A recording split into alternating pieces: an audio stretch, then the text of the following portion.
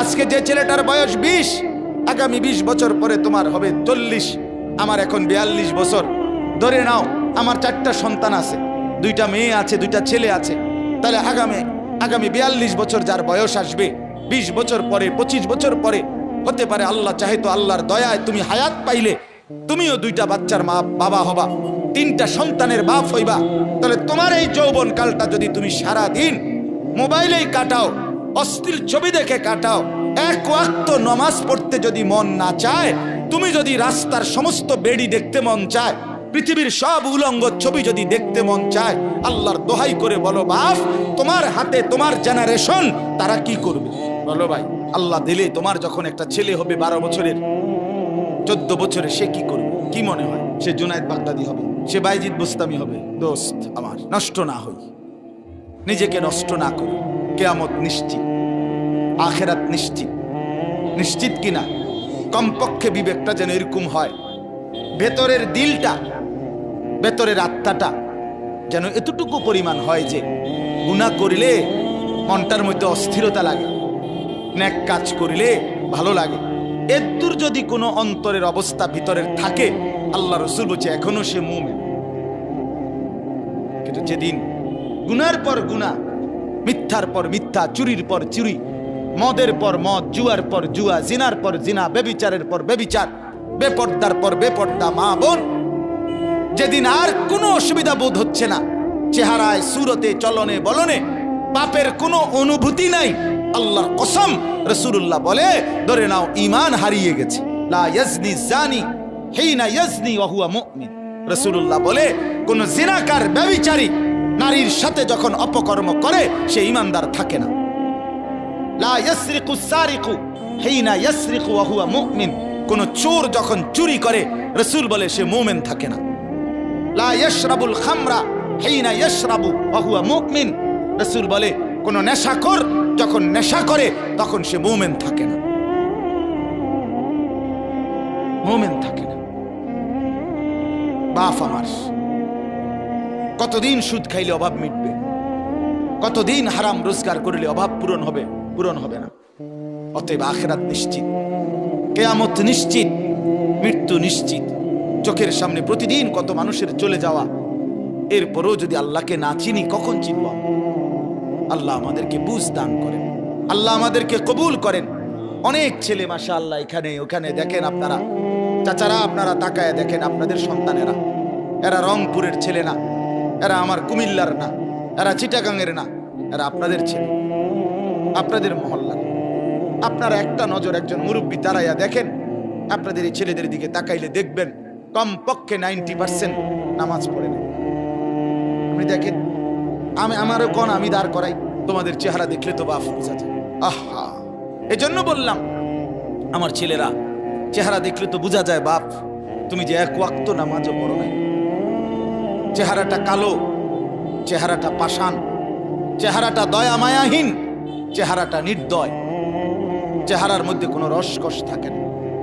কসম আল্লাহ, হযরত আব্দুল্লাহ ইবনে মাসউদ বলছে, প্রত্যেকটা গুনাহ চেহারা কালো করে। সাওয়াদুন ফিল ওয়াজহ, প্রত্যেকটা গুনাহ। একবার নারী দেখছো, একবার কালো হইছে, আবার আরো আরো আরো। প্রত্যেকটা গুনাহ সাওয়াদুন ফিল ওয়াজহ, চেহারা কালো করে।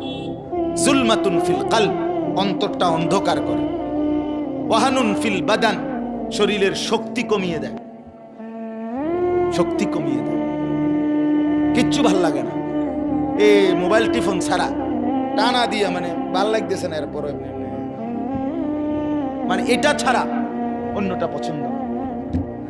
শরীরের দুর্বলতা, অক্ষমতা, ব্যর্থতা, কাপুরুষতা, যৌবনের ক্ষমতা শেষ, শারীরিক সক্ষমতাও শেষ, প্রয়োজনের মুহূর্তে আর কিছুই থাকে না। নিজের হাতকে অপকর্ম করে নষ্ট করে দিছ, শরীরটাকে শেষ করে দিছ, নিজের লজ্জাস্থানকে নষ্ট করে ফেলছ, হায়াত বরবাদ করে দিছ। বলছির এই দুনিয়াতেও আফসোস মিলবে, আখিরাতেও আফসোস মিলবে।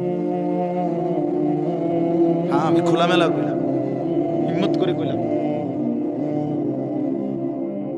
সাহস করে বললাম। এজন্য হযরত আব্দুল্লাহ ইবনে মাসউদ বলেন, চেহারা কালো হয় গুনাহ, অন্তর অন্ধকার হয়, শরীর দুর্বল হয়। 4 নাম্বার দাইকুন ফির রিজক, রিজিক সংকীর্ণ হয়, রিজিক কমে যায়। 5 নাম্বার বুগদাতুন ফি কুলুবিল খালক, সমস্ত মানুষের অন্তরে ঘৃণা তৈরি করে। কোন মানুষ এই নাফরমানকে পছন্দ করে না। কথা বলেন। 2 জন এক লগে জুয়া খেলে, আপনি এর এক লগে হেরা এক সমান না। আজ 3 বছর এক লগে জুয়া খেলে, আপনি মনে করেন এখান থেকে একজনের আপনি আলগা ডাইকা জিগান তোর দোস্ত কেমন, 1 নম্বর সিটার বলবে না, বলবে সিটারের সর্দার, বাট পার। কিরে কস তোর লগে চলে একসাথে জুয়া খেলস, তুই কেমনে তারে খারাপ কস? ওমা তো আমি কি হেরে কি আব্দুল কাদের জিলানী কইতাম? এই বলবে এই কথা। এ কি বলবে? আমি কি জুয়ারিরে বুঝি বালা কইতাম? আমি বালা কম কেমনে? আর মন্দ লোকেও মন্দকে মন্দ বলে, ভালোরাও মন্দ বলে। আচ্ছা, একজন লোক নামাজি, আপনি একটা জুয়ারি মদখোরকেও জিগান ভাই উনি কেমন, সে বলবে ভাই আমি খারাপ হইতারি, কিন্তু সে ভালো। ঠিক কিনা বলেন না কেন? আমি মানুষটা খারাপ, কিন্তু ভাই এটা সত্য যে আমরা নামাজ। ভালোকে মন্দও ভালো বলে, ভালোও ভালো। এজন্য বন্ধু, চেহারা কালো হয়ে গেছে, দেখো তুমি, দেখো দেখো দোস্ত, কোনোভাবেই তোমার মধ্যে স্বস্তি নাই। চুল কেমনে রাখলে তোমার থেকে তৃপ্তি, তুমি আজও সিদ্ধান্ত নিতে পারলা না। তোমার এটা ব্যর্থতা না? কোন প্যান্টের কোন মডেলটার উপরে তোমার তৃপ্তি হয়? আজকে এতদিন হয়েছে তুমি এটা স্থির হইতে পারলা না। অস্থিরতা, এটা তো অনেক বড় একটা ত্রুটি। অস্থিরতা যে আমি কেমনে সুন্দর লাগে আমারে, আমি এটাই ফয়সালা করতে পারলাম না। তো তোমার বাত রান দেখে তুমি বেকুবের বাত, আহাম্মক কোথাকার বেটা। আমি তো 42 বছরে কোনোদিন আর ডিজাইন বদলাইতে হয় নাই, ডিজাইন বদলাইতে হয়। তুমি তো অস্থির, তোমারে তো দুশ্মনে অস্থির বানায় দিছে। একবার বলছে ডান দিকে চুল বড় কর, আরেকবার বলছে বাম দিকে চুল বড় কর, আরেক দিকে বলছে সামনের দিকে চুল বড় কর, আরেকবার বলছে এদিক দিয়ে একবার সাদা বানায় এলা, এদিক দিয়ে বাড়াইয়া রাখ, আরেকবার বলছে এবার এদিক দিয়ে সাদা বানা। হায় হায় রে, তুমি একটা বার, আমি যদি এখানে এই ছেলেটারে বলি এই তোমারে আমি কইলাম যে একবার ডাইনা টুটাও, টুটাও নামাও, বামা টুটাও, ঠ্যাঙ্গাল কি দাও, তো একবার কইলাম ঠ্যাঙ্গাল কি দাও, একবার কও ঠ্যাং নামা, তো তুমি কি করবে? আরে খুঁজতে ই পাগল আনছি করতে, আমার এরকম শুরু করলাম, বলবে কি না বলেন না কেন? একজন স্বাভাবিক মানুষ কি বলবে যে হুজুর আপনি কা আমার লই এরকম শুরু করছেন কা, কি পাগলাম ইয়ে, আপনি আমার কোন একবার হাত উঠাইতাম, একবার ঠ্যাং উঠাইতাম, এরম কা। তাহলে তোমারে বেঈমানে একবার কয় হ্যান দিয়া কাট, একবার কয় হ্যান দিয়া কাট, একবার কয় এদিক দিয়া কাট, তোমারে কা এরকম পাগল ফাইলো? তুমি বলো না তারে যে কিরে বেঈমান তুই আমারে লইয়া কেরম শুরু করলি, তুই আমারে লইয়া কেরম শুরু করলি? তুই দিয়ে একবার কস আমারে সিবা প্যান্ট কিনতাম, একবার কস ডোলা প্যান্ট, একবার কস মারু হাফ প্যান্ট, একবার কস ছিদ্র ছিদ্রওয়ালা প্যান্ট, এটা কি? আহ বোকারে, এত্তুর দেমাগও যদি না থাকে ভাইয়া, তুমি বুঝলা কি? তোমার আকল কোথায়? তোমার দিমাগ কোথায়? তোমার বিবেক কোথায় ভাইয়া? আল্লাহ আমার সন্তানদেরকে বুঝ দান করেন। ছেলেরা হাইসা উড়াই দিও না, হাইসা উড়াই দিও না দোস্ত। তোমার পথে তুমি যাইবা গা, আমিও যাবো। আমি কুমিল্লা ক্যান্টনমেন্ট ফিরে যাব, আল্লাহ হায়াতে বাঁচাইলে। জিন্দিগি থেমে যাবে না। তোমার কাছে আমি আটকানো না, আমার কাছে তুমি আটকানো না। তোমার হিসাব আমি নেব না, আমার হিসাব তুমি নেব না দোস্ত আমার। কিন্তু আল্লাহর কাছে আমাদের সবাইকে দাঁড়াইতে হবে, সেখানে বলতে হবে। আমি আখিরাতের কথা বলছি, পরকালের কথা মনে করাচ্ছি। আখিরাত অস্বীকার করা যাবে না, পরকাল অস্বীকার করা যাবে না। আখিরাত নিশ্চিত, নিশ্চিত কিনা বলেন?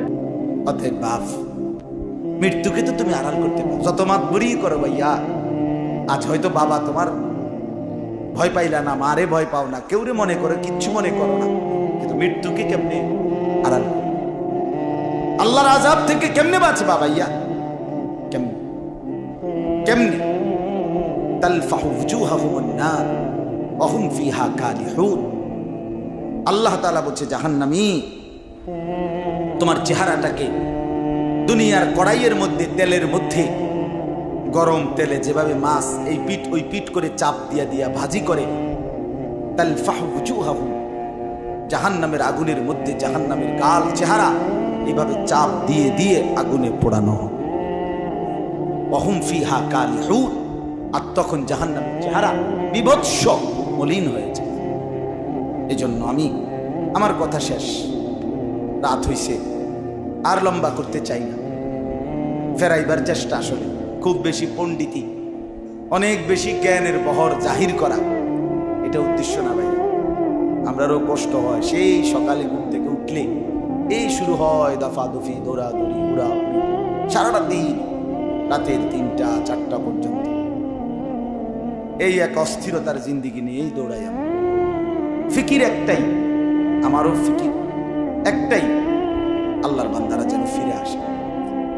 মালিক চায় এটাই, আমার কথা বলো, আমার কথা শোনাও আমার বান্দাদেরকে, বিনিময়ে আমার বান্দারা যেন আমাকেই ভয় পায়, আমার কাছে ফিরে আসে।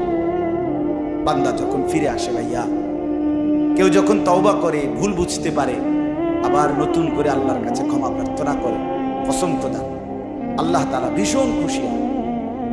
হাদিসে আছে, আল্লাহর কোনো বান্দা যখন তওবা করে, আল্লাহ তখন ফেরেশতাদেরকে বলে, আমার ফেরেশতারা 7 আসমান আর জান্নাত সাজিয়ে দাও। ফেরেশতারা জান্নাত সাজায়, আসমান সাজায়। ফেরেশতারা ডেকে বলে, রব্বুল আলামিন কি হলো যে কারণে আসমান সাজাইলেন, জান্নাত সাজাইলেন? রব্বুল আলামিন তখন বলে, আসলাহাল আবদু মাওলাহু, এক ভেগে যাওয়া গোলাম আজকে তার মনিবের সাথে সম্পর্ক ঠিক করে ফেলেছে। আল্লাহ বলে, আমার এক গোলাম আমার থেকে ভাইগে গেছিল রে, অনেকদিন ওই আমারে সেজদা দেয় নাই, আজকে দিছে। অনেকদিন সে আমারে ডাকে নাই, আমি খুব কষ্ট পাচ্ছিলাম। আমার বান্দা আমার হাতে গড়া, আমার দেওয়া নাক, চোখ, কান, আমার দেওয়া জবান, আমার দেওয়া জিহ্বা, আমার গড়া বান্দা আমারে ভুলে আমার থেকে ছুটে গেছে। আজ আমার সেই ভেগে যাওয়া বান্দা আমার কাছে ফিরে আসছে। লাল্লাহু আশাদ্দু ফারাহান বিতাওবাতি আবদি, নবী সাল্লাল্লাহু আলাইহি সাল্লাম বলেন, আল্লাহ তাআলা ভীষণ খুশি হয় বান্দা যখন তওবা করে। এজন্য যুবক ফিরে আসো, নওজোয়ান ফিরে আসো, নিজের ক্ষতি করো। আমি প্রত্যেক দিন বলি ভাইয়া, তুমি মরে গেলে পৃথিবীর কিচ্ছু আসবে, এই বন্ধুরা ধোকা ধোকা। একটা ফোলা ফাইন, তুমি মরলে খানা বন্ধ করতে হবে, কসম খোদা। তুমি লিখ কেন, তোমার একটা ফ্রেন্ড এক লগে যদি বইয়ে বইয়ে বিড়ি খায়, তোমার লগে গাঁজা খায়, ফুটটা খায়, বাবা খায়, মদখোর, গাঁজাখোর, একসাথে বইয়া উলঙ্গ ছবি দেখো, ওই জানোয়ারের জিজ্ঞেস করো বলে, আমি মরলে আমার ঠ্যাংটা ভাঙলে তুই একবেলা খানা বন্ধ রাখবি। কথা বুঝেন নাই? ধোকা ধোকা, এগুলো ধোকা। আর কেউ থামবে না।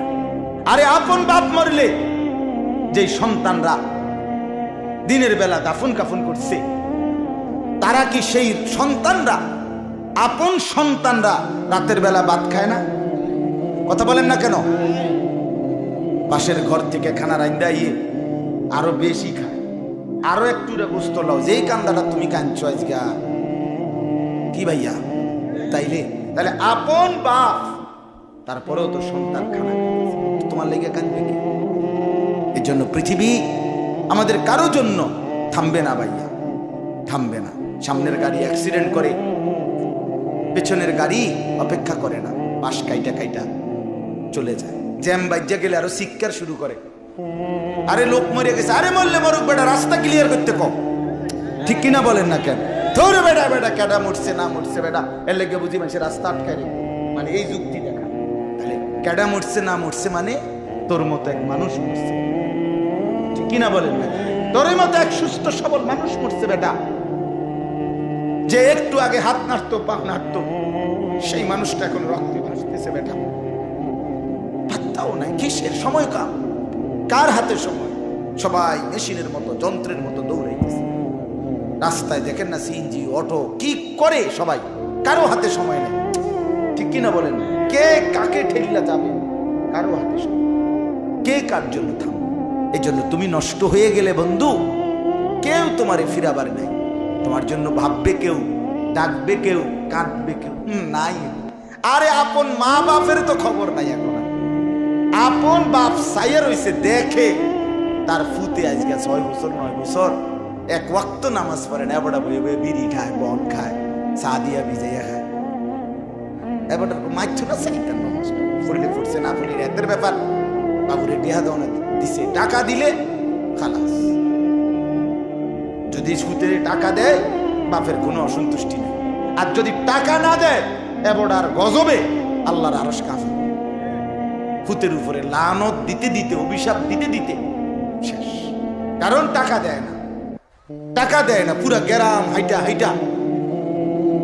তখন মানুষের কাছে বদনাম, এই ফোলাগারে মানুষ করছি আমি, এই ফোলার লাইগা জীবন যৌবন শেষ করছি, 12 লাখ টাকা সুদে লইয়া তারে আমি নিজে বিদেশ পাঠাইছি। কত বড় নেয়ামতের কথা। বেশরম মানুষ সুদে টাকা লইয়া আবার মানুষের দ্বারা কম, এত বড় হারাম কইরা আবার কইতেছ, হ্যাঁ 12 লাখ টাকা দিয়ে ফোলা বিদেশ পাঠাইছি আমি, কিস্তি লইছি আমি, সুদে লইছি আমি, আর অন ফোলা একটা টাকা দেয় না। তার মানে সম্পর্কটা হয়ে গেছে এখন টাকা পয়সার ভিত্তি। আখিরাত কোথায়? পাগলও তো বেটা তো পাগল না, তুই যেমন পাগল হইলি বেটা। আরে তুই কি পাগল হইলি রে? তুই যে এক ওয়াক্ত নামাজ পড়স না বেটা, আর তোরে কেমনে বললে বুঝাইতাম? আর কি বললে তোমার লজ্জা হইতো? কি বললে তোমার শরম হয়? তুমি তো ওই পাবনার মেন্টাল হসপিটালের পাগলের চাইতো নিকৃষ্ট পাগল। সেই পাগল তো নামাজ পড়ে, আমি দেখছি তো, আমার চোখে আমি দেখছি। আমি তো অন্য কেউ বলছে এটা না, আমি নিজে দেখছি।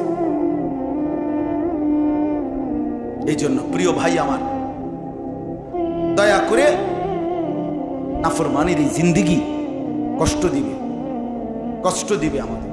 দুনিয়ার এই মুসিবত, প্রতিনিয়ত মুসিবত আমাদেরকে ছাড়ে না। কখনো বৃষ্টি শুরু হইলে শুধু বৃষ্টি হয়, কখনো বন্যা, কখনো এবার সিলেটে আপনার একটি নির্দিষ্ট এলাকাতে এই পরিমাণ শিলাবৃষ্টি হয়েছে, একবার এত বড় বড় পাথরের গোলার মতো। আমার পরিচিত মানুষেরও একেবারে টিনের ঘর একেবারে জুজরা হয়ে গেছে, জুরা জুরা হয়ে গেছে। তাইলে আমি বললাম, কখনো বন্যা, কখনো ঘূর্ণিঝড়, কখনো জলোচ্ছ্বাস, কখনো প্রচন্ড গরম, কখনো অতিবৃষ্টি, কখনো করোনা, কখনো মহামারী। এই যে বহুমুখী আযাব, মুসিবত, পেরেশানি আমাদের মধ্যে আসে, আমাদের জনজীবনের স্বস্তি শান্তি উঠে যায়। আমরা যে পেরেশানিতে থাকি ভাইয়া বাপ, এটা আমাদের গুনার কারণ। কি কারণে বলেন না? গুনাহের। বড় বড় জাতিসংঘে, তারপরে বড় বড় দেশের ওয়ালারা বিভিন্ন গবেষণা করে, আবহাওয়ার এই হইছে, সেই হইছে, জলবায়ুর এই হইছে, সেই হইছে, এই সব এমনি এই পণ্ডিতি কথাই কইতেছে, এই হইছে, সেই হইছে, এমন করলে ভালো হইব, হেমন করলে ভালো হইব। আপনার বাংলাদেশে কোন জেলার মধ্যে আপনার স্প্রে করছে ঠান্ডা লাগার জন্য, কি জানি স্প্রে করছে বলে। আচ্ছা বুঝি এই স্প্রে করলে ঠান্ডা লাগবে, হ্যাঁ এটা তামসা করতেছে, কিছু এটা খামখেয়ালি কথা। এটা সারা বাংলাদেশে আপনি ঠান্ডা পানি স্প্রে করে কতক্ষণ স্প্রে করবেন বলেন? এটা কতক্ষণ সম্ভব? আল্লাহ তাআলা যদি এই গরম না কমায়, আমাদের কোনো মাখলুকের পক্ষে সম্ভব ভাইয়া? আসলে সম্ভব না। এই জন্য আমি বললাম, আমার প্রথম কথা এটা, আমাদের এই কষ্ট কিন্তু সবাই পায়। আমাদের গুনাহ, আমার গুনাহের কারণে বনি আদম কষ্ট পায়, আল্লাহর সৃষ্টি বাকি জীব জন্তু প্রাণী কষ্ট পায়। আর যতজন কষ্ট পায় ততজন কিন্তু অভিশাপ দেয়, অভিশাপ, অভিশাপ দেয়, লানত দেয়, আল্লাহর গজব দেয়।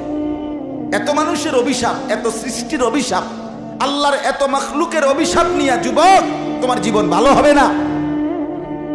তুমি কষ্ট পাইবা, সুখ পাইবা না। তুমি নারীর ছবি দেখা ছেড়ে দাও, অশ্লীল দৃশ্য দেখা বন্ধ করো। একটা নারী দরকার, অপেক্ষা করো। হালাল স্ত্রী আল্লাহ বলছেন আমি সৃষ্টি করেছি, আমি মিলায়ে দেব। এই পৃথিবীতে তুমি আমি আসছি পৃথিবীতে মায়ের পেট থেকে, তার মানে হালাল স্বামী স্ত্রীর এই বন্ধন যদি পৃথিবীতে আল্লাহ চালু না রাখতেন তো তুমিও আসতা না, আমিও আইতাম না। কথা বলেন না কেন? তাহলে এটা তো হচ্ছেই, স্বামী স্ত্রীর এই পবিত্র বন্ধন, এটা তো আল্লাহ তৈরি করছেই।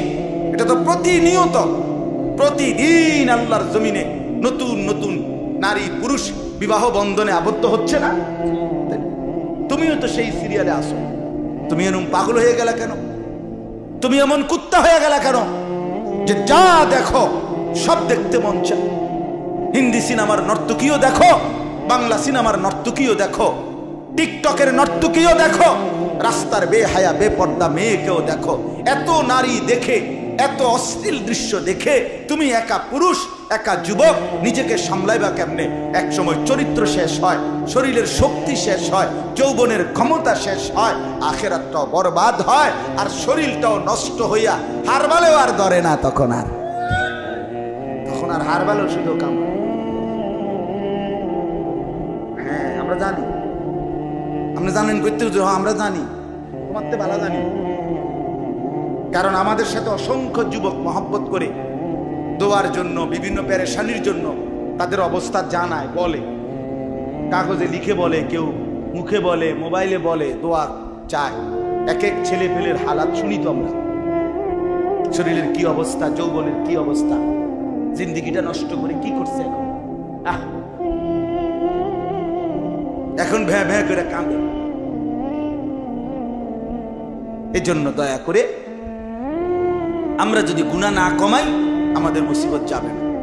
এই রোদ, এই তাপমাত্রা আবার কমবে তো আবার নতুন আযাব আসবে। আসবে কিনা বলেন? আবার আসবে, আরেকটা আসবে। আল্লাহ তাআলা ঘুরে ঘুরে আমাদেরকে বারবার মুসিবত দিয়ে ফেরাতে চাচ্ছে। কোরআনে আছে, আল্লাহ বলে, বান্দা লিউযীকাহুম বা'দাল্লাযী আমিলু লাআল্লাহুম ইয়ারজিউন। আমি আল্লাহ তাআলা তোমাদেরকে বিভিন্ন সময়ে আযাব দিয়ে, কিছুটা আযাব দিয়ে তোমাদেরকে আযাবের শাস্তির স্বাদ মজা দেখাইয়া আমি চাই লাআল্লাহুম ইয়ারজিউন, আমার বান্দারা যেন সবাই আমার দিকে ফিরে আসে।